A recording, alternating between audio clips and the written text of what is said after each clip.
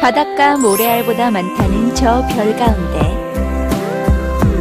지구와 같은 건 또 없을까?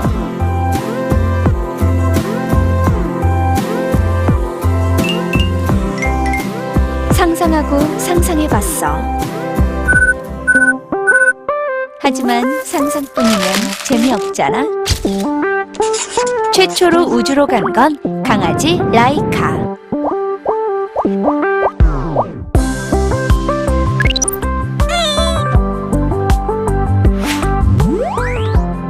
드디어 인간도 우주 공간으로 떠났지.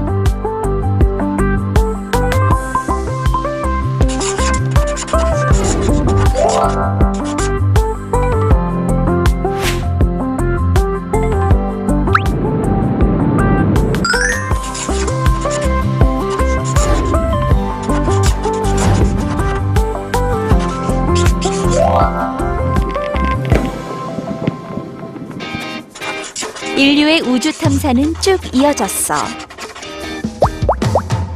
금성으로 간 비너스호, 베네라 7호, 조금 더 먼 곳으로 떠난 파이오니어 10호와 보이저 1, 2호는 목성, 토성, 천왕성, 해왕성의 모습을 차례로 전했어. 그 가운데 지구인이 가장 궁금한 한 곳이 있으니 바로 화성. 그곳 화성에 도착해 맹활약을 펼치는 화성 탐사 우주로봇 삼형제가 있지. 1997년 소저너,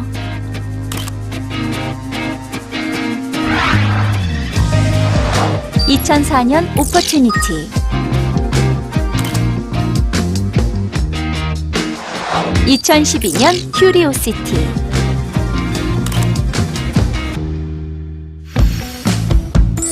저 너머 세상, 더 먼 우주를 향한 인류의 우주 탐사는 지금도 진행형.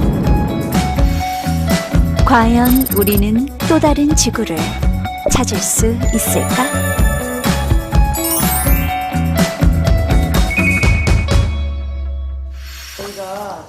지금 넣었다는 생각이 좀 드네요. 그러니까 저는 대답하는 입장이 어떤 입장이었냐면 우주가 너무 넓어요. 우주가 너무 넓기 때문에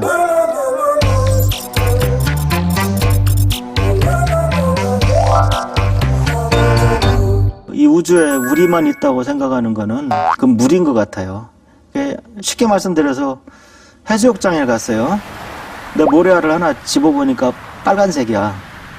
근데 이 해수욕장에 더 이상 빨간색 모래알이 없다. 그렇게 말하긴 어렵죠. 아, 그래요?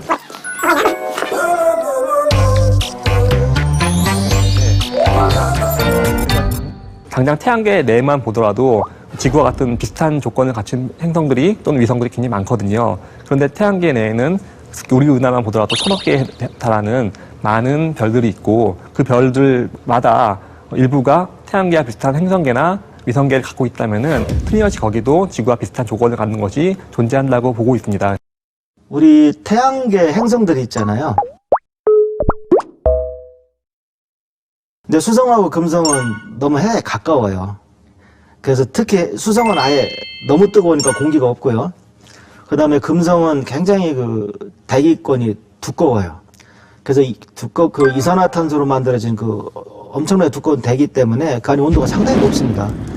그래서 거긴 생명체가 있을 수 없다고 보고요. 목성, 토성 이쪽은 너무 멀어요. 그래서 굉장히 온도가 이제 낮기 때문에 거기도 생명체가 지금 없을 거라고 보는 겁니다. 그러면 이제 주목받는 행성이 지구하고 화성입니다.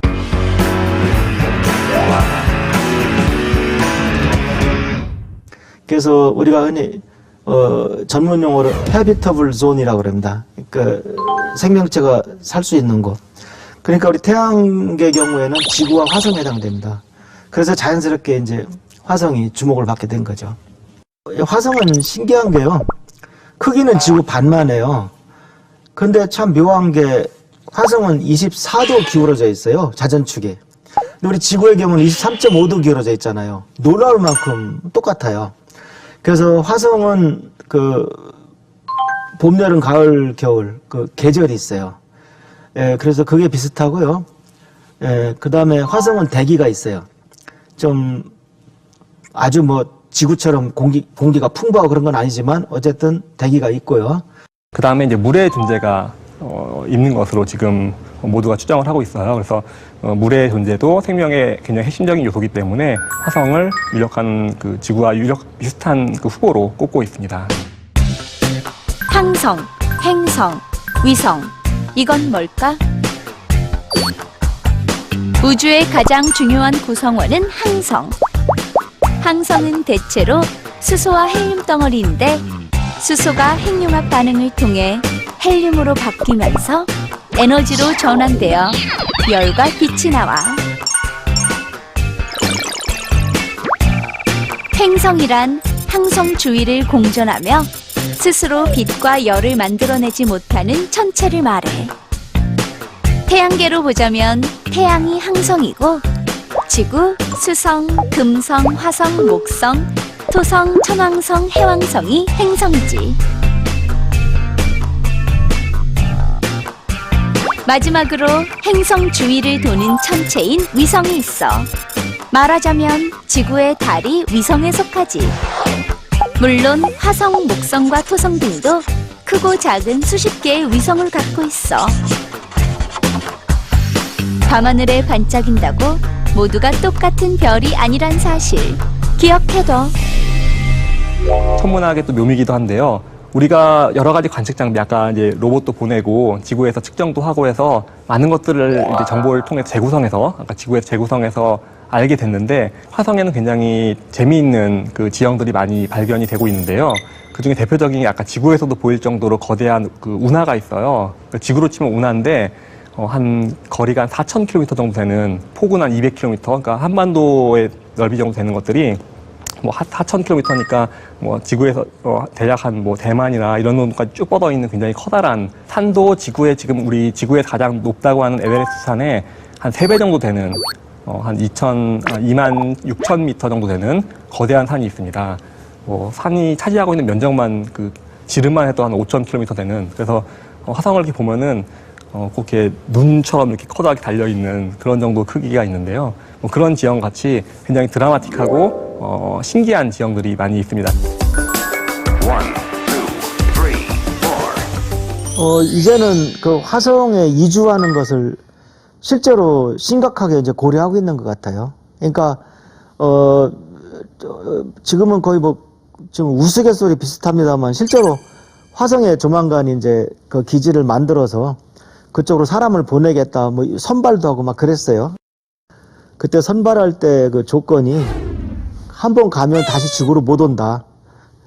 그런데도 불구하고 그 굉장히 많은 사람들이 지원을 해서 한번 해프닝했던 적이 있었습니다. 예. 다만 문제가 있는데요. 가려면 가장 빨리 가도 화성과 지구가 각자 태양을 돌고 있기 때문에 가장 가까워지는 시기를 이용해서 가면 한 반년 정도만 가거든요. 근데 반년도 굉장히 사실 가기가 힘든, 쉽지 않은, 좁은 우주선에 갇혀서 가기는 쉽지 않은 그 임무이기 때문에 뭐 그런 면에서 조금 어려움이 있고요. 무엇보다 생명이 가는, 사람이 가는 거기 때문에 안전해야 되잖아요. 그런 안전들을 이제 도모하는 것들이 지금 현재로서는 가장 관건이라서 그게 이제 좀 난점이고요. 저는 화성 그 이주 그 계획은 지금 시급하지도 않고 가까운 시일 내에 추진될 거라고 믿지는 않습니다. 예. 현실적으로 이제 갈 이유가 하나도 없다는 겁니다. 예. 지금 지구가 당장 위험해서 그런 것도 아니고, 그러니까 다만 기술 축적이고, 그다음에 말씀드렸지만 우주과학 기술이 우주 가는 데만 쓰이지를 않는다는 거죠. 그 한번 갔다 오는 위험한 프로젝트를 하면서 개발된 수많은 기술들이 지상에서 사용될 수가 있습니다. 그러니까 꼭 화성에 가고 말고 하는 그 목적보다도 그 과정에서 얻어질 수 있는 부수적인 기술들이 굉장히 많거든요. 지금도 우리 이미 쓰고 있어요. 뭐 터널 같은 데 쓰고 있는 우리 펜 같은 것들 우주 기술에서 개발된 펜이거든요. 자동차에 사용하는 여러 가지 차체들도 그렇고요. 그 10년, 20년 앞선 기술들이 우주에서 먼저 개발이 되고 그것들이 조금 더 상용화가 되면서 지상에서 우리 삶을 윤택하게 하기 때문에 결코 그 과정 자체가 우리에게 낭비는 아니다, 그렇게 말할 수가 있을 것 같아요. 화성 탐사에 가장 좀 이렇게 열을 올리고 있거나 네. 경쟁 관계에 있는 있는 나라들이 어디가 있을까요, 선생님? 당연히 그 강대국들이죠, 뭐. 근데 이제 분위기가 미국은 이제 하도 여러 차례 보내서 화성이 이제 이주한다든가 다음 단계를 심각하게 이제 고려하고 있는 것 같고요. 이 제3의 나라들, 이제 최근에 다시 화성에 그쪽에 이제 관심을 갖고 그 발사선 쏘는 나라들은 이제 처음이니까 그래서 다시 미국이 했던 단계를 다시 밟는 것 같아요. 근데 우주과 기술은요, 절대로 이게 전수가 안 되거든요. 그러니까 대체로 옛날에 미국이 이렇게 밟았던 그 길을 답습하는 것 같습니다. One more time. We're gonna celebrate. 우주 탐사는요, 인류의 운명입니다. 한마디로 저는 그렇게 정리하고 싶어요. 우리가 저 바깥에 뭐가 있다는 걸 알아요. 가서 보고 싶지 않습니까? 가서 확인하고 싶지 않냐고요. 그러니까 그거는 인류의 운명이고요. 아마 경제적 여건이 허락하는 한은 인류는 끊임없이 거기에 도전할 겁니다.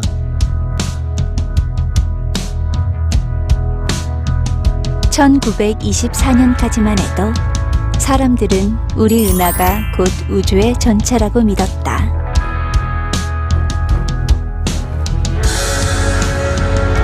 그러나 지금 천문학자들은 수많은 은하를 발견했고 또 발견 중이다. 1천억 개나 넘는 은하와 우주의 신비를 푸는 열쇠. 그것은 바로 인간의 호기심과 상상력. 그리고 그 무엇보다도 인간의 끈질긴 관찰과 과학의 도전이 아니었을까?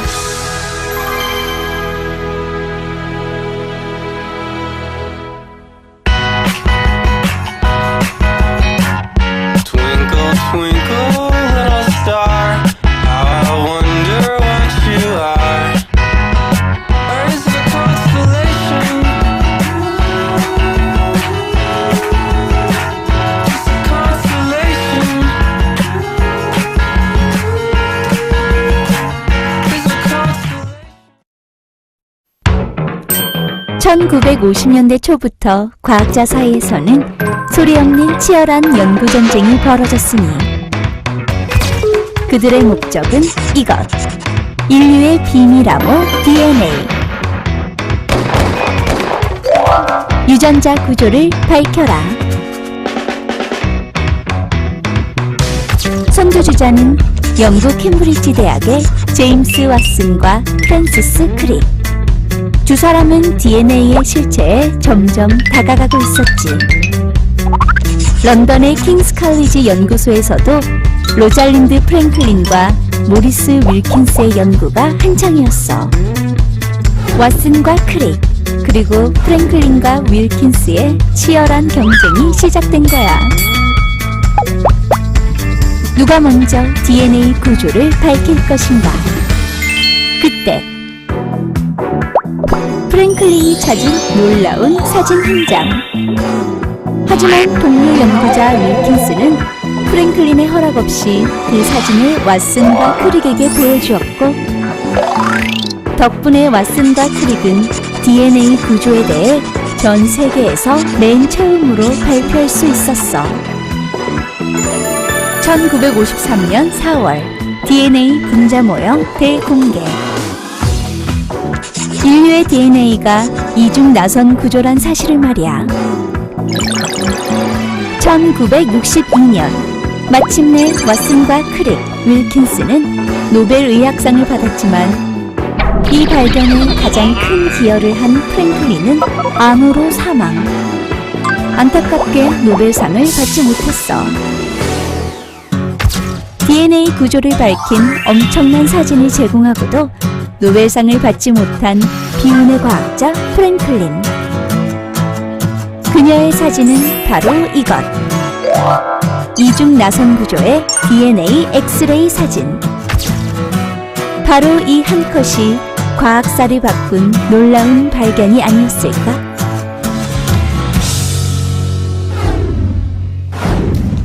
저를 보여주세요. 아, 예. 우리 몸의 모든 것들이 DNA에 정보가 들어있죠.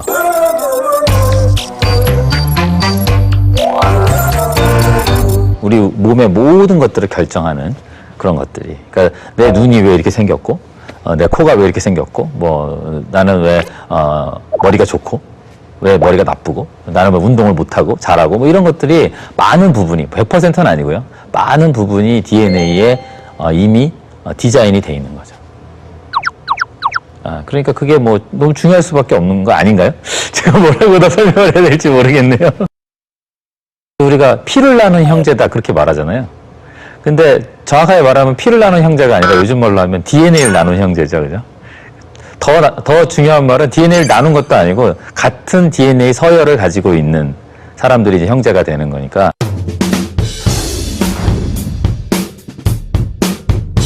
DNA는 생명의 설계도입니다.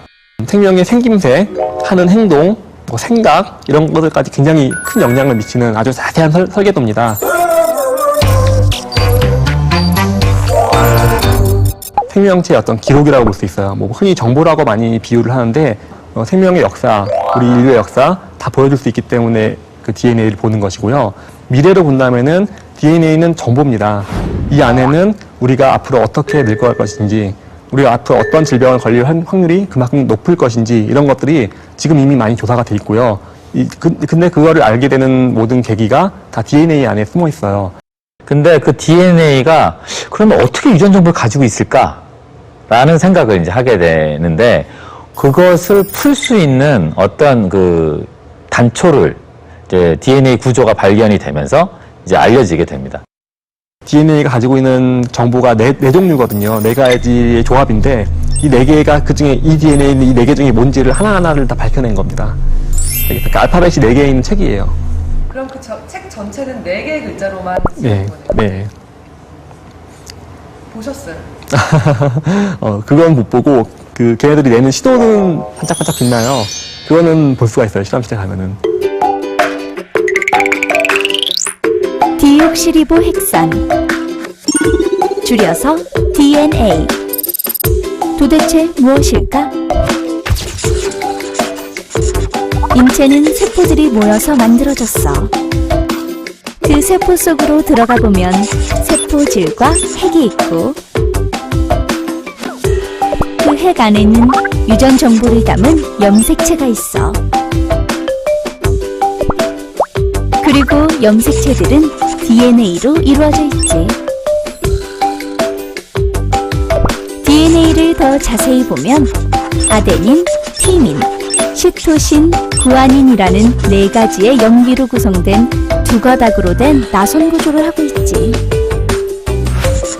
이를 이중 나선 구조라고 부르는 거야. 그런데 이 염기들이 어떤 순서로 서 있느냐에 따라 유전 정보가 달라지지.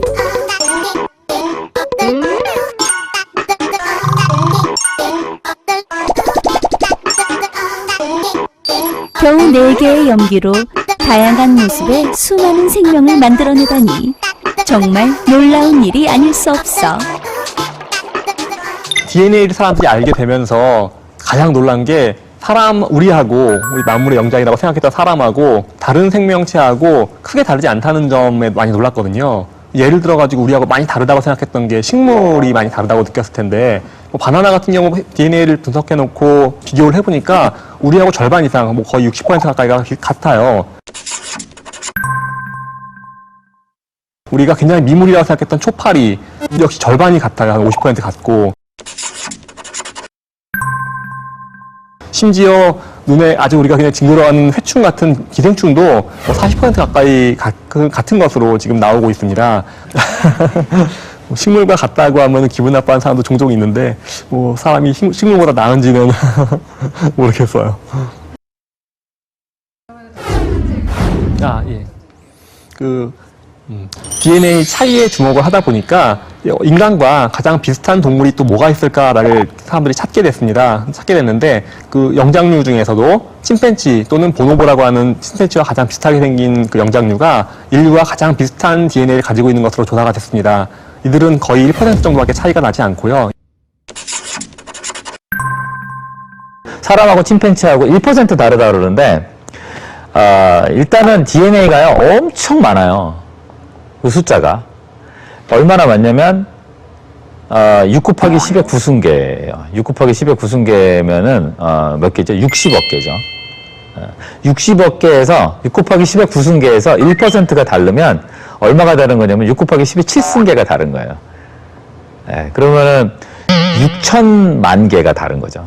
그러니까 사실 그렇게 아주 비슷한 건 아니에요. 그렇죠. 그런데 퍼센트지로 치니까 이제 1%가 다른 거죠. 1, 2,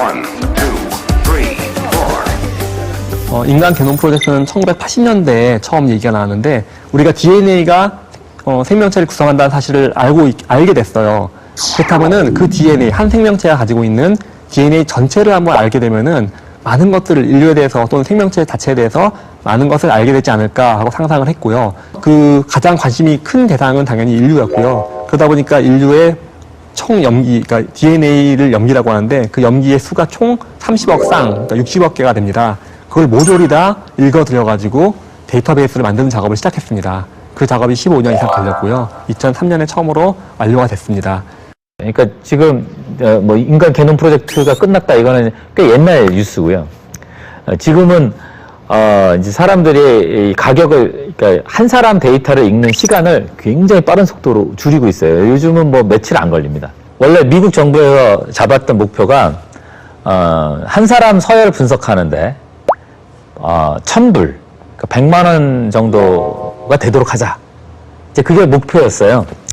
지금은 현실적으로 한 500만 원 정도, 그 제조비가 한 500만 원 정도 든다고 지금 알려져 있는데, 이제 그게 계속 내려가고 있어요. 굉장히 빠른 속도로 내려가고 있고, 뭐, 이제 그 분야를 리드하는, 그러니까 그 제일 잘 나가는 회사가 이제, 일라라고 하는 회사인데, 일라가 자기네는 이제 100불, 그러니까 1000불 안에, 그러니까 100만 원 안에 할 수 있다라고 이제 발표를 했는데, 뭐 아직까지 그거는 공식적으로 인정된 건 아니고요.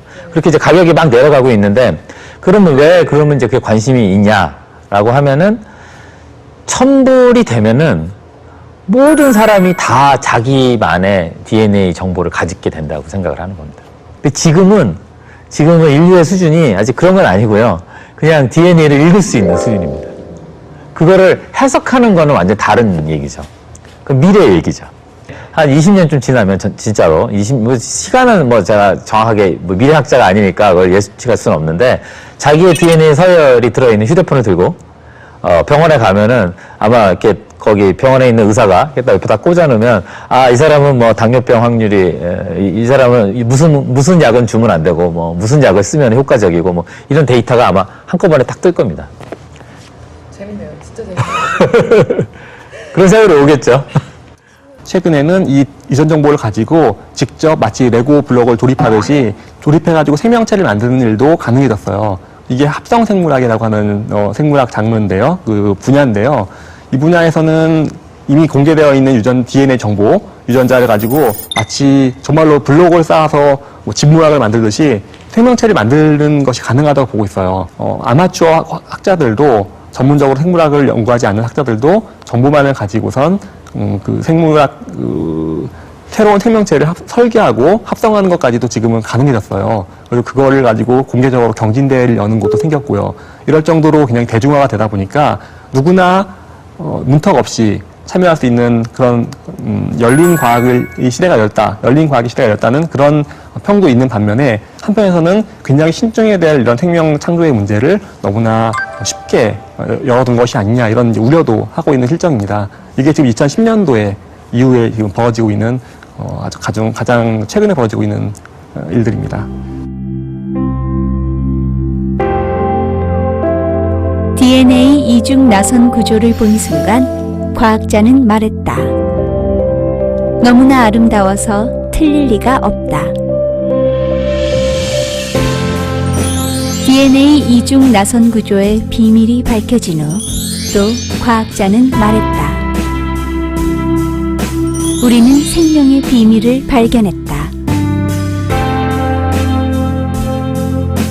지금까지 인류가 본 모든 것 가운데 가장 과학적이면서 아름다운 영감을 가져온 이중 나선. 신비할 정도로 정교한 DNA의 비밀을 푼 인류.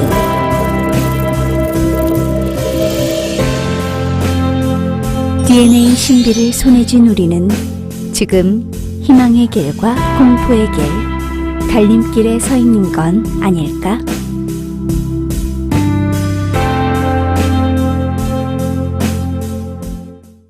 Science is awesome.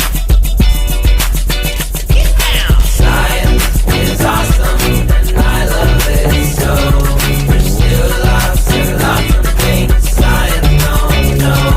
It's comforting to know that we don't know everything. Religion tries to go and explain it, but when science finds the answer, it'll be perfect and beautiful. It'll be testable and provable. 믿기 어렵겠지만 우주 창조의 결정적 증거. 그것은 바로 이것. 비둘기똥 때문이었어. 1964년 미국 뉴저지주에 있는 벨 연구소. 두 연구원 아노 펜지어스와 로버트 윌슨은 전파 망원경으로 들어오는 이상한 잡음 때문에 골치가 아팠지. 그러던 어느 날 전파 망원경 안에 비둘기 둥지와 똥을 발견했지. 그래서 부지런히 망원경을 청소하고 사냥꾼을 불러 비둘기도 쫓았지. 그랬지만 잡음은 멈추지 않았어. 그치지 않는 잡음. 사실 그것은 우주가 시작된 태초, 빅뱅의 증거였어. 잡음은 아직도 우주를 감싸며 떠돌고 있는 우주 초기 빅뱅의 흔적이었지. 이름하여 우주 배경 복사. 우주 배경 복사 발견으로 아노 펜지어스와 로버트 윌슨은 1974년 노벨 물리학상 공동 수상의 영광을 누렸어. 이만하면 비둘기똥 치울만하군. 근데 빅뱅이 뭐야?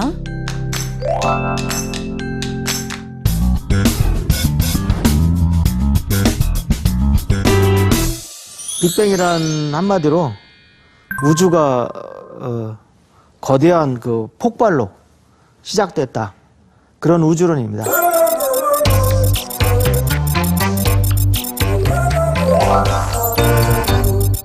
우주가 갑자기 여기서 꽝 하고 생겼다는 거야. 그래서 우주가 큰 꽝이라는 거야.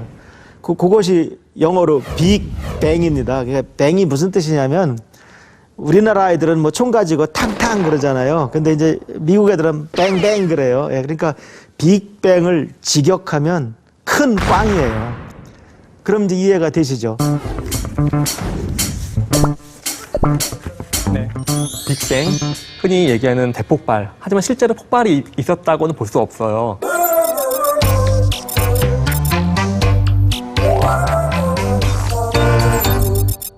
그래서 어떤 우주의 시작이라고만 생각을 한다면은 어떤 시작점에 의해서 우주가 태어났다고 보고 그 이후에 또 어떤 과정인지 아직 명확하지 않지만 우주가 점점점 커지게 됐습니다. 허블이라는 천문학자가 관측한 겁니다. 제가 지금부터 얘기하는 이 발견이 워낙 유명해져서 그 오늘날 허블 망원경이 나오게 된 겁니다. 예. 근데 허블이 뭘 관측했냐면 이 은하들을 보니까요. 은하들이 전부 다 지구로부터 멀어지고 있는 겁니다. 예, 정확히 표현하면 우리 은하로부터 멀어지고 있는 겁니다. 은하들이 다 멀어지니까 우리가 영화 필름을 거꾸로 돌리는 것처럼 시간을 거꾸로 흐르게 하면은 이번엔 다 모일 거 아닙니까?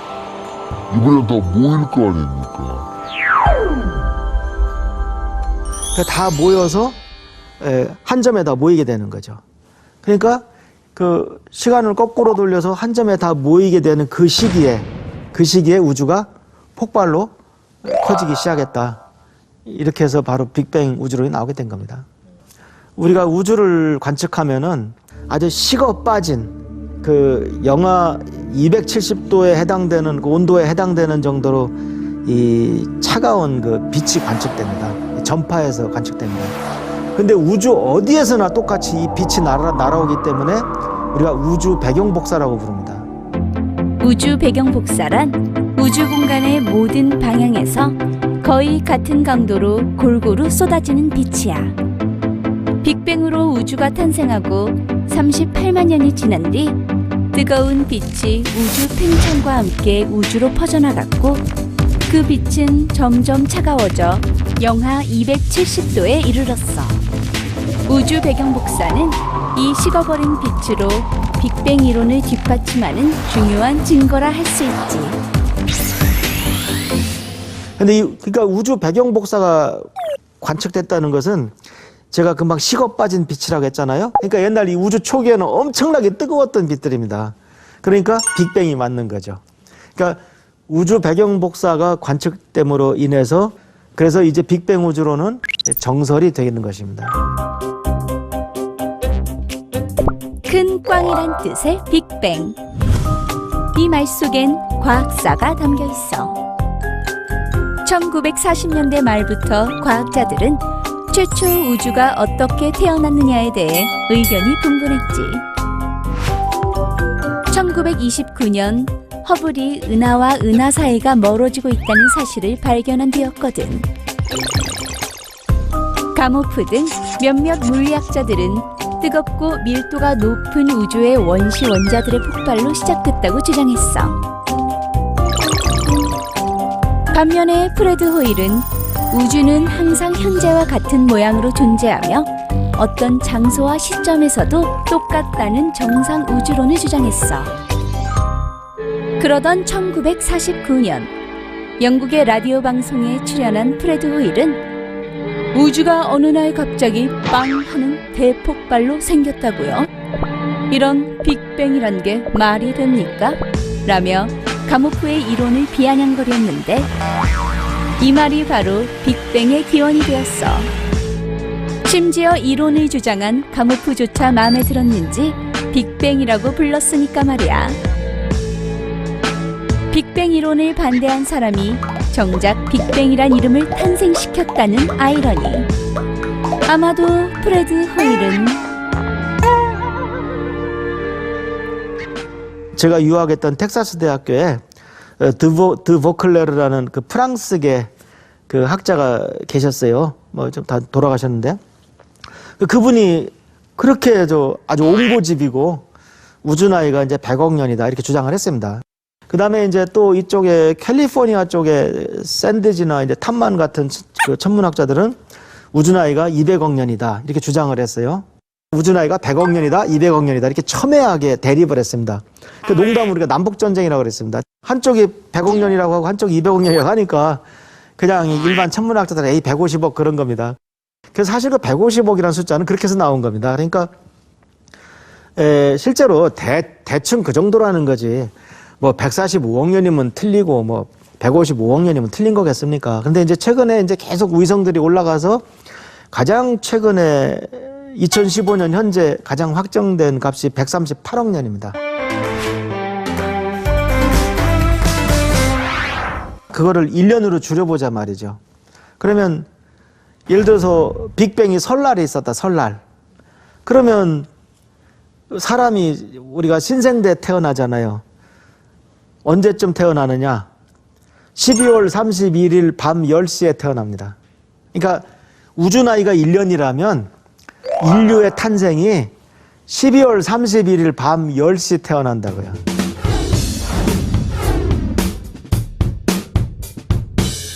(2014년에) 그 바이셉이라는 그 천문대에서 그때 바로 급팽창 우주의 그 잔해를 발견했다 해가지고 아주 난리가 났었습니다. 우리가 우주의 시작을 보고 싶은 거예요. 근데 빛으로는 볼 수가 없어요. 그 당시에는 빛이 존재하지 않았어요. 빛은 존재했지만 우리가 볼 수가 없어요. 이걸 측정하기 위해서 굉장히 노력을 많이 하고 있고 그 결과가 지금 조금씩 나오고 있습니다. 근데 최근에는 이제 그것이 관측 그 잡음이었다. 그래서 그 발표한 사람들이 철회를 했습니다. 우리가 정확히 관측한 것 같지 않다. 예, 그래서 좋다 말았는데요. 해프닝으로 끝났습니다. 그래서 사람들이 그렇게 언론이 대서특필이라고 하는 이유가 그게 바로 현대 우주론의 아주 가장 그 키를 쥐고 있기 때문입니다. 네, 마지막으로 하나 여쭤볼게요. 이 빅뱅 이론을 지정을 해서 그래서 뭐 어쨌든 수평선이 있어요. 가보고 싶지 않아요? 지평선이 있어요. 넘어가 보고 싶잖아요. 가만히 보면은 마치 우리가 바다를 보고 저 넘어 가보고 싶은 것처럼 그런 것 같아요, 한마디로. 그러니까 뉴턴도 자기가 중력을 발견했을 때 마치 커다란 바닷가에서 예쁜 조약돌을 줍고 좋아하는 어린아이 같았다. 본인을 그렇게 표현하지 않았습니까? 그러니까 어떻게 보면 그것도 인류의 본능 같습니다. 예. 빅뱅 이론을 증명해줄 어떤 증거들을 기다리기도 하고요. 많은 물리학자나 천문학자들과 마찬가지로 또 반대로 그것을 부정할 만한 근거들도 기다리고 있습니다. 왜냐하면 그렇게 되면 우리의 근원에 대해서 더 풍성한 이야기들이 나올 수 있거든요. 저는 새로운 이야기, 새로운 아이디어, 뭐 그런 시나리오들이 나올 수 있으니까 그런 것들도 기대하고 있습니다. 이 논쟁이 끝나지 않기를 바라시는 것 같은데. 네, 논쟁이 계속해서 재미있게 진행되기를 기다리고 있어요.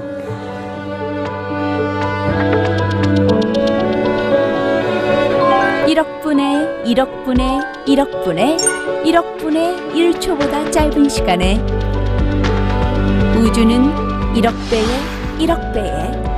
배의 100만 배로 커졌다.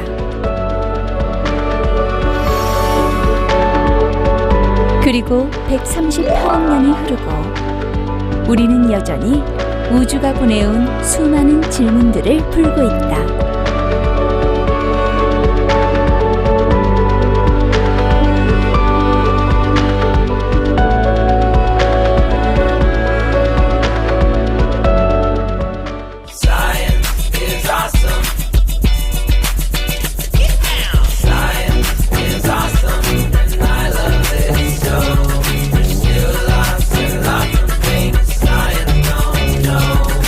Comforting to know that we don't know everything. Religion tries to go and explain it, but when science finds the answer, it'll be perfect. 지구 최남단 남극. 그곳을 향한 인류의 역사는 파란만장했으니 가히 도전의 역사라 할 수 있어. 1773년 영국 제임스 쿡 남극권 항해. 1820년 1월 영국 에드워드 브랜스필드 남극 킹 조지 섬에 착륙. 1820년 11월 미국 나다니엘 파머 남극 반도 발견. 1895년 1월 노르웨이 헨릭 불 남극 대륙 상륙. 하지만 점점 남극 대륙 탐험은 국가의 명예를 건 경쟁이 돼버렸어. 그 가운데 가장 치열한 대결이 있었으니 남극점 정복을 위한 노르웨이와 영국의 대결. 노르웨이는 아문센을 대장으로 4명의 대원과 52마리의 개가 끄는 썰매를 타고 출발. 영국은 스콧을 대장으로 11명의 대원과 갯썰매, 동력썰매, 말을 이끌고 출발했지. 1912년 1월 18일 스콧은 18일간의 강행군 끝에 겨우 4명의 대원과 3대의 썰매를 끌고 남극점에 도착했어. 그럼 영국의 승리냐고? 물론 아니야. 스콧이 확인한 건 그가 남극점을 밟기 약 한 달 전인 1911년 12월 14일 노르웨이의 아문센이 다녀간 흔적이었으니까. 스콧은 결국 남극점 정복에도 실패하고 끝내 기지로 돌아오지 못한 채 눈밭에서 생을 마감했어. 그리고 역사상 가장 유명한 2등으로 기록되었지. 66년 뒤 마침내 한국도 남극으로 향했고 1986년 11월 한국은 세계에서 33번째로 남극 조약에 가입. 2014년에는 한반도의 60배가 넘는 거대한 대륙에 2개의 연구기지를 둔 국가가 되었지. 말하자면 새로운 남극 시대를 활짝 연 거야. 그렇다면 과연 남극은 어떤 곳일까?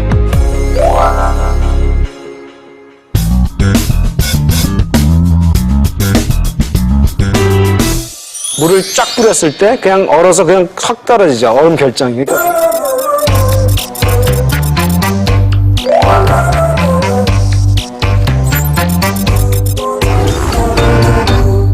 여기 남극이란 딱 한 번 가보고 싶은 곳.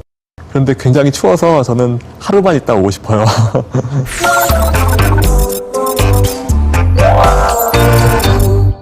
장난 아니에요, 진짜. 정말 아무것도 없어요. 가면.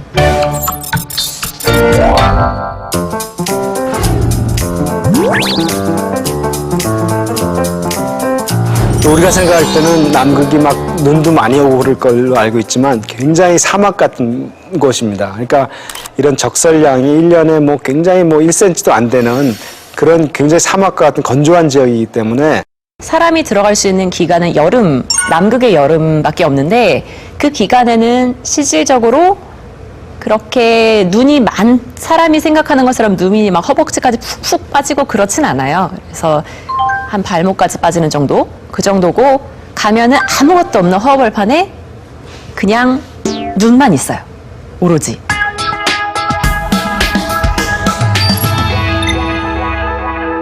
우리 세종과학기지는 1988년도에 이제 만들어졌을 때 비교적 접근이 쉬운 곳이었어요. 남극 큰 대륙에 가장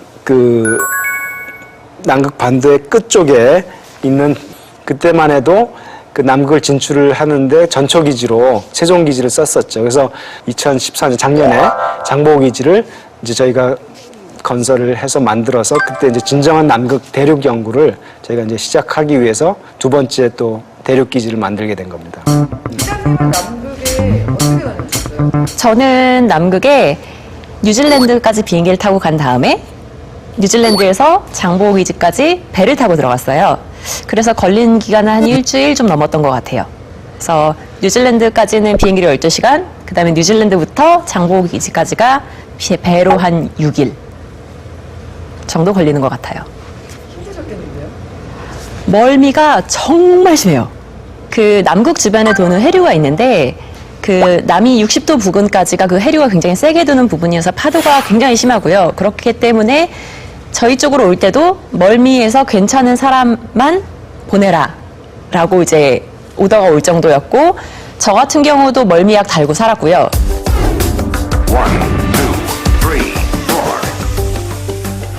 공식적으로는 러시아의 보스토크 기지가 가장 추운 걸로 기록이 됐어요. 하지만 재작년쯤에 비공식적인 기록인데 이거는 이제 중국에서 새로 지은 쿨룬 기지에서 가장 낮은 온도가 측정이 돼서 비공식적으로는 쿨룬 기지가 가장 추운 곳에 있는 기지가 되고요.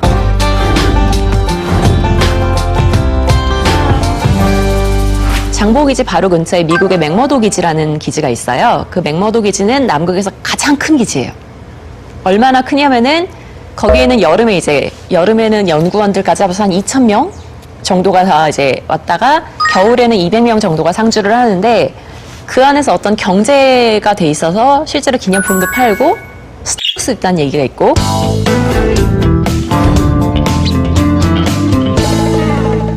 기지는 좀 많으면 많을수록 일종의 남극의 영향력을 발휘할 수 있는 정도가 커지거든요. 그게 남극은 기본적으로는 지금 아무도 주인이 없는 무연고지 대륙인 상태인데 미국 대륙만한 대륙이 그 땅덩이가 주인이 없는 상태로 놓여져 있는 거예요. 근데 이런 상황에서 어떤 그 남극이란 거대한 대륙에 영향력을 발휘하기 위해서는 그만큼 내가 여기 잘 안다. 내가 더 잘 아니까 이건 내가 관리를 해야 된다라고 말할 수 있을 만큼의 어떤 데이터가 축적이 돼야 되는데 그러기 위해서는 기지가 많으면 많을수록 이제 그만큼 데이터를 많이 모을 수가 있죠. 지구 최남단. 전체 넓이 1,400제곱킬로미터의 6번째 대륙. 해안 강수량 연간 200mm 이하의 지구 최대 사막. 지구상에서 가장 낮은 온도 영하 89.2도씨를 기록한 미지의 대륙. 그리고 이곳에서 볼 수 있는 사랑스러운 생명체가 있으니 바로 펭귄. 도대체 어떻게 펭귄은 남극에서 살게 된 걸까? 공룡이 멸종한 뒤 지금의 남아메리카 지역에 펭귄이 등장했어. 이땐 남극이 남아메리카 대륙과 붙어있던 때라서 펭귄은 지금의 남극 대륙 쪽으로 쉽게 건너갈 수 있었어. 하지만 그 뒤 대륙이 갈라지면서 남아메리카와 남극이 멀어졌고 결국 펭귄은 남극에 남아 추위에 적응해 간 거야. 그런데 말이야, 펭귄이 처음 남극 대륙에 갔던 때엔 남극이 지금처럼 춥고 빙하로 덮인 곳은 아닐 때. 그러니까 펭귄은 지금처럼 추운 남극을 골라서 이동한 게 아니라 점점 추워져가는 기후에 적응한 거라 할 수 있어. 정말 그럴까? 어디 한번 지도를 맞춰보자. 어때? 이젠 남극에 펭귄이 살게 된 이유를 알 것 같지? 운석이라든지 우주의 우주의 기원이라든지 우주에서 떨어진 어떤 그 생명체를 이해하기 위해서는 또 얼음의 빙조라는 곳에 또 구멍을 뚫어서 과거의 생명을 이해하는, 그러니까 마치 그 드릴처럼 생긴 기계가 있어요. 그걸로 깊이 파고 들어간 다음에 뽑아내면은 그 굉장히 긴 봉처럼 얼음이 나오는데요. 이 얼음은 눈이 점점 쌓이면은 아래에서부터 차근차근 올라가잖아요. 밑에서부터 점점 오래된 그 공기들이 그 눈 속에 파묻혀가지고 같이 들어 있습니다. 그래서 그 안에 있는 공기를 뽑아내가지고 성분을 분석해 보면은 당시에 이산화탄소 농도를 알 수 있는데요. 오래전, 수백만 년 전에 들어있던 그 기포들을 가지고선 그 이산화탄소 농도를 구해 보면은 당시 이산화탄소 농도가 높거나 낮았다는 사실을 알 수 있고, 이걸 바탕으로 우리가 그 당시의 기후를 복원할 수가 있습니다. 진짜 하드 같은 게 나오는 거예요? 예, 일단 이렇게 얼음 막대 이렇게 야광봉처럼 나와요. 이렇게 야광봉처럼 뭐라고 하지 그 얼음 막대기가 나와요. 그게 하드처럼. 먹어보고 싶거든요. 실제로 그걸 해서 비공식적으로 먹기도 한다는데 정말인지는 모르겠어요. 그 옛날 기후를 알아서 모르겠어요. 그 옛날 기후를 그때만 딱 아는 건 아니고요. 옛날 기후를 알고, 예를 들어서 100만 년 전을 알고, 200만 년 전을 알고, 300만 년 전을 알면은 우리가 그 온도가 어떻게 변하는지를 그래프를 그려볼 수 있죠. 그럼 점점 올라가는지 내려가는지를 알 수가 있어요. 남극에 미생물들이 굉장히 많이 사는데 그 미생물들이 영하 온도에서도 얼질 않아요, 애들이. 왜냐면은 걔네들 자체만의 어떤 특별한 메커니즘, 효소 이런 것들 때문에 사실 사람은 영하 물속에 딱 집어넣으면은 세포가 다 얼어버리잖아요, 수분 때문에. 하지만 걔네들은 안 얼거든요. 혹은 얼어도 멀쩡한 상태로 녹아요.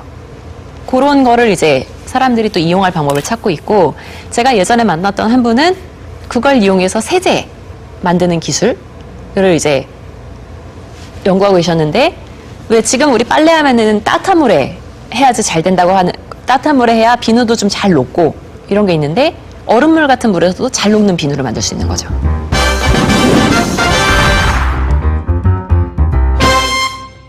사실 남극 자원은 아직까지 정확하게 밝혀진 건 없어요.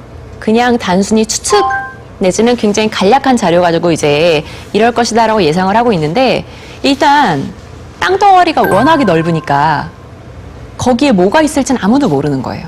사실 지금 연구를 하시는 분들은 남극에 뭐가 있는지를 찾아다니시는 분들도 굉장히 많아요. 먼저 캐는 사람이 세계의 패권을 준다라고 저는 생각을 할 수 있어요. 왜냐면은 중동이 석유를 가지고 강대국 부국이 됐듯이 이제 그걸 제대로 정제하거나 혹은 환경에 영향이 없는 상태에서 얼마든지 쓸 수 있는 기술을 갖고 있는 나라가 미래의 자원에 힘을 갖게 되겠죠. 빨리 캐면. 돈은 많이 되겠죠. 긍정적인 면도 있긴 하지만 또 한편으로서 우리가 또 지구를 바라보는 입장에서 그 특히나 기후변화의 가장 큰, 가장 민감한 지역이라고 하는 남극을 다루면서 그 온실가스 문제를 또 외면할 수는 없을 것 같다는 생각이 듭니다. 엄청난 자원이 있기 때문에 그게 개발되는 순간에 지구는 어떻게 또 변할지가 모르거든요. 그러니까 지금보다 더 급격하게 지구가 변화할 것이 뻔하기 때문에 많은 사람들이 그래서 남극만이라도 어떤 전 세계인의 어떤 공원으로서 내셔널 파크로서 그냥 남아있기를 바라고 있고, 거기 계시는 분들은 알고 있어요. 자신들이 어떤 소리를 듣는지 알고 있고, 거기 왜 가냐고 묻는 사람들도 알고 있고.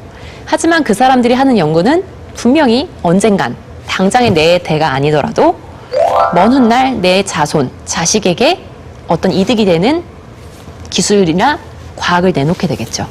그런 의미에서 남극은 아직까지 미지지만 앞으로 꿈을 부르는 대륙이 아닐까 생각해요.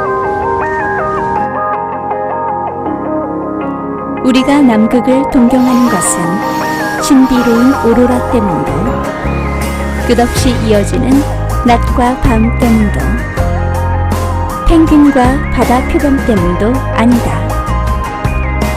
우리의 남극은 지구의 마지막으로 존재하는 과학만을 위한 대륙이기 때문이다.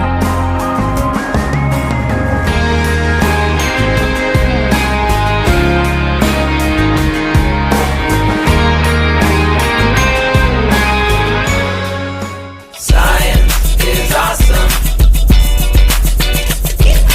Science is awesome, and I love it so. There's still lots of things science don't know. It's comforting to know that we don't know everything.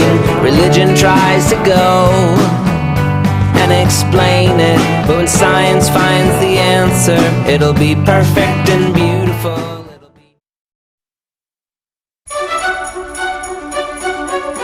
눈과 얼음으로 뒤덮인 새하얀 세상, 북극곰이 살고 있는 곳, 신비한 동화 속 나라 같은 북극. 그러나 이제 더 이상 북극은 북극곰이 사는 신비로운 땅이 아니야. 이제 새로운 북극의 시대가 열렸으니 이름하여 신북극 시대. 지구온난화로 얼음이 녹으면서 상상만 했던 일이 현실이 되고 있어. 이 뜨거워진 북극을 둘러싼 보이지 않는 북극 전쟁이 벌어지고 있지. 제1장 북극 영토 전쟁. 북미와 유라시아 대륙으로 둘러싸인 바다 북극. 그곳을 개발하려는 러시아, 미국, 캐나다, 노르웨이 등 북극 연안국과 중국, 일본, EU 등의 북극 개발 전쟁. 제2장 자원 전쟁. 지중해의 4배, 세계 바다 3%를 차지하는 북극. 그곳의 광물, 석유, 수산 어장을 차지하려는 세계 각국의 자원 개발 전쟁까지. 대한민국 역시 북극에 타산 기지를 세우고 정식 옵서버 지위를 획득하며 북극 자원 개발에 나선 지금. 새로운 시대, 신북극 시대의 북극. 과연 그곳은 어떤 곳일까?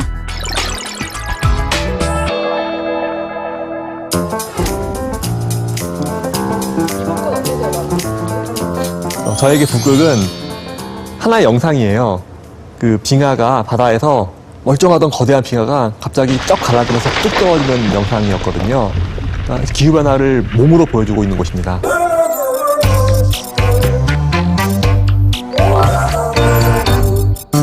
이렇게 자연이 이렇게 하는데 이런 데 좀 어색하고 그래가지고 극지라는 곳이 우리가 이제 뭐 광산에 카나리아를 새를 보내서 거기가 독가스가 있는지를 없는지를 우리가 미리 이제 감지할 수 있듯이, 그러니까 극지라는 곳에 우리 인간들이 가서 카나리아의 역할을 할 수가 있는 거죠. 그러니까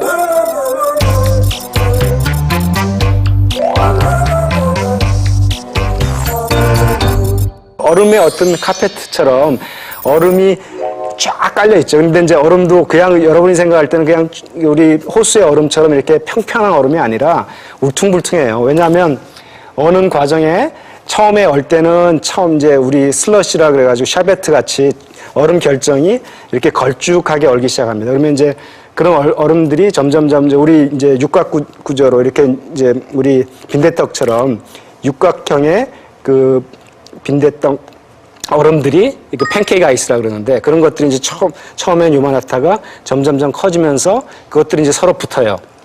붙으면서 그런 과정에서 바람이 굉장히 심하게 불거든요. 그러면 이게 한쪽은 들어가고 한쪽은 나오고, 이게 얼음이 어는 과정에서 판이 이렇게 겹치고 겹쳐가지고 굉장히 이게 불규칙한 모양으로 돼 있어서 그 얼음 뚫고 갈 때도 그냥 쇠빙선이 그냥 뚫고 가는 게 아니라 그 얇은 얼음으로 돼 있는 것을 이렇게 저희가 골라서 가지 그냥 두꺼운 뭐 5m, 10m 된 얼음 이런 쌓인 데서는 갈 수가 없습니다. 그러니까 북극이 남극하고 좀 달라요. 그러니까 고위도 지방에는 육지가 없거든요. 그러니까 높은 북극전 지방에는 바다만 있고 그 해빙만 있습니다. 그러다가 한 700km 떨어진 지역부터 육지가 나타나는데 이쪽은 영구 동토층이라고 해가지고 온도가 연중 굉장히 낮은 지역이에요. 나무는 당연히 못 살고 아주 낮은 뭐 풀 종류, 초본류라고 하는 풀이나 그다음에 특히나 그 지을류라고 하는 이끼랑 비슷하게 생긴 미생물들이 살거든요. 북극 지역에 툰드라 지역에도 많이 살고 있는데 거기는 굉장히 많이 살아가지고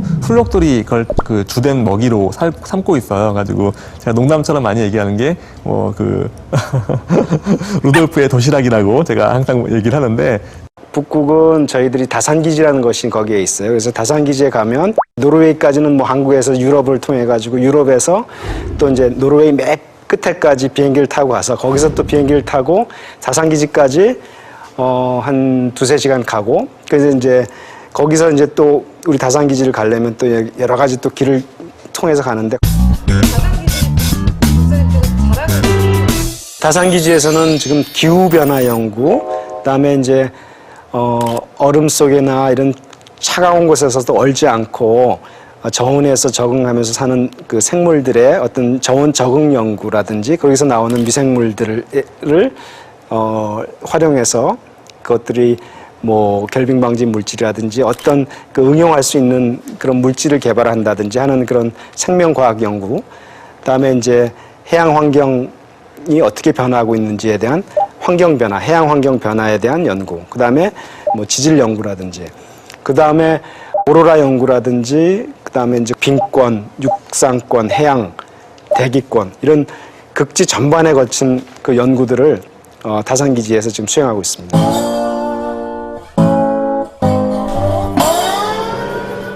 그런데 이제 다산기지는 무조건 밥값을 내야 됩니다. 하루에 한 뭐 15만 원 정도. 그러니까 그 노르웨이 그 회사에서 운영하는 임차비를 저희들이 1년 동안 내고 있고 또 그 밥값은 무조건 내야 됩니다. 그래서 먹기 싫어도 밥값을 내고 하기 때문에 근데 거기 이제 카페테리아가 있어가지고 노르웨이 음식을 먹고 살죠. 우리는. 근데 이제 처음에는 뭐 연어도 먹고 뭐 맛있게 먹다가 나중에 질려서 이제는 이제 뭐 우리 라면도 끓여 먹고 우리 밥도 지어 먹고 결국 뭐 한국 사람은 밥은 먹어야죠. 예. 특이한 게 갔다 온 박사님들 말씀에 따르면은 동물이 있기 때문에 이 동물의 피를 발라먹고 사는 또 모기들이 굉장히 많다 그래요. 그래서 추워서 모기가 없을 것 같은데 의외로 모기가 굉장히 많고 뭐 심할 때는 모기를 막는 장치를 하고 나가야 될 정도로 모기가 많다고 합니다. 하여튼 저는 처음 갔는데 북극에 모기가 저를 공격할지는 저희 상상을 못했는데 하여튼 굉장히 모기가 이제 거의 위협적인 하여튼 좀 두렵습니다. 그래서 그쪽은 가기 싫고 이제 바다 그래서 이제는 육지로는 안 가고 바다 배 타고만 갑니다. 이제 절대로 이제 육지로는 안 갑니다. 예. 모기 때문에. 예, 모기 때문에 저는 모기 이런 벌레들을 싫어합니다. 예. 대장님이시잖아요. 예, 근데 벌레는 제일 싫어요. 비슷해 보이지만 알고 보면 정말 다른 남극과 북극. 그 차이는 무엇일까? 북극엔 북극곰이, 남극엔 펭귄이 산다. 하지만 그보다 더 중요한 차이가 있지. 가장 큰 차이는 북극은 바다, 남극은 땅이라는 점이야. 먼저 북극은 아시아와 아메리카 대륙으로 둘러싸인 거대한 바다를 말해. 대체로 백야가 나타나는 북위 66도 33분 선 지역부터 북극점까지를 북극 지방으로 보고 있어. 반면에 남극은 대륙이야. 면적이 한반도의 60배에 달하는 지구상의 7개 대륙 중 5번째로 큰 거대한 대륙이지. 또한 북극은 미국, 캐나다, 그린란드와 아이슬란드, 스칸디나비아 국가인 노르웨이, 스웨덴, 핀란드, 러시아의 영토에 속하는 부분이 있지만 남극은 그 어느 나라의 영토도 아니라는 점이야. 그렇다면 북극과 남극 중 어디가 더 추울까? 정답은 역사상 최저 기온인 영하 89도를 기록한 남극.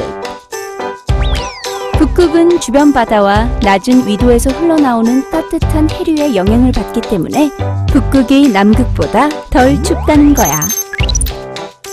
또한 북극엔 북극 원주민들이 살고 있지만 남극의 주민이라면 오로지 연구자들뿐. 따라서 남극에 사는 원주민은 없다는 사실. 이제 북극과 남극의 차이를 알겠지? 북극이라고 하면은 그냥 뭐 하얀 얼음 천지가 있거나 왜 예쁘고 하얀 북극곰이 노는 그런 장소로만 사람들이 많이 인식을 하고 있는데 사실 그곳에는 굉장히 경제적인 문제들이 많이 있습니다. 그러니까 자원이 많이 묻혀 있기 때문인데요. 원유 같은 경우에는 한국이 수입하는 분량의 거의 100년 분량을 캘 수 있는 그런 원유가 있다고 합니다. 뭐 이럴 정도로 우리가 캐지 못했던 무궁무진한 자원이 있다고 하니까 굉장히 많은 나라들이 관심을 기울이고 있는데요.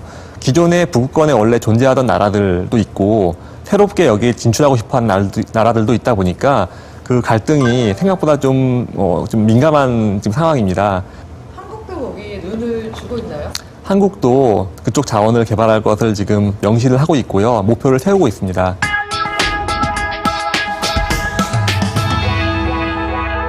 이 우리나라에서 대서양으로 갈 때는 북극 항로라는 것이 이렇게 얼음으로 막혀 있었어요. 근데 그때 얼음이 녹으면서 백길이 처음으로 뚫린 거를 관찰을 할 수가 있었는데 그걸 사람들이 이제 알게 되면서부터 이제 북극도 이게 배가 마음대로 쇄빙선이 없어도 갈 수 있겠구나 하는 것들이 막 이제 그때 이제 관심을 갖게 됐고 예를 들어서 아시아에서 베링해, 그러니까 아시아하고 그 아메리카 대륙 사이에 있는 바다를 통과해서 러시아 옆을 통과해가지고 북극을 통과해서 유럽을 가면은 지금 가는 것보다 훨씬 빨리 그리고 값싸게 유럽을 갈 수 있는 방법이 생긴 거예요. 사람이 가지는 않겠죠. 여객선 타고 추운 곳을 지날 이유는 별로 없으니까. 그런데 물건을 가지고 간다면은 지금 가는 것보다 거의 그 기간이 한 3분의 1 정도 줄어들 수 있다고 해요. 이거는 굉장히 물류회사 입장에서는 중요하기 때문에 이걸 굉장히 관심을 많이 기울이고 있는데 또 뭐 반론도 만만치 않습니다. 북극 항로가 기후변화 측면에서는 굉장히 큰 문제거든요. 이게 기후변화가 일어나서 얼음이 녹고 있다는, 빙하가 녹고 있다는 증거니까요. 그런데 한편으로는 물류나 항만 측면에서는 다시 올 수 없는 기회거든요. 이런 점이 아이러니합니다.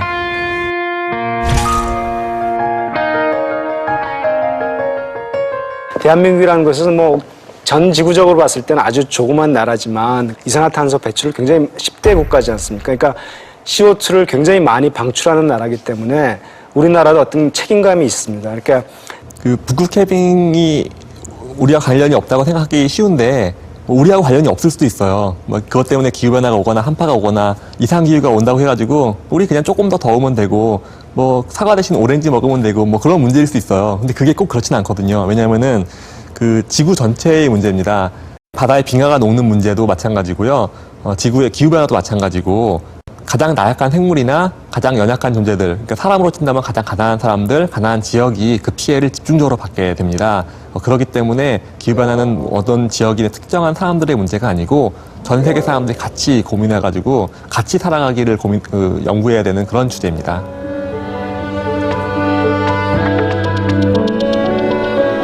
빠르게 사라져가는 북극의 빙하. 북극 해빙이 우리에게 가져온 것들. 석유 등 무한한 자원, 북극 자원을 개발.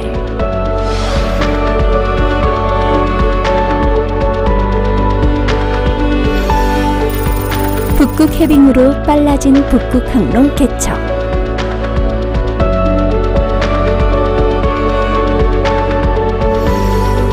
그리고 북극 해빙이 가져온 또 다른 것.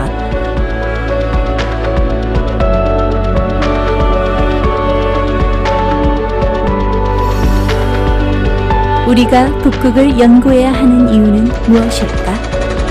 지금 차가운 북극이 묻고 있다.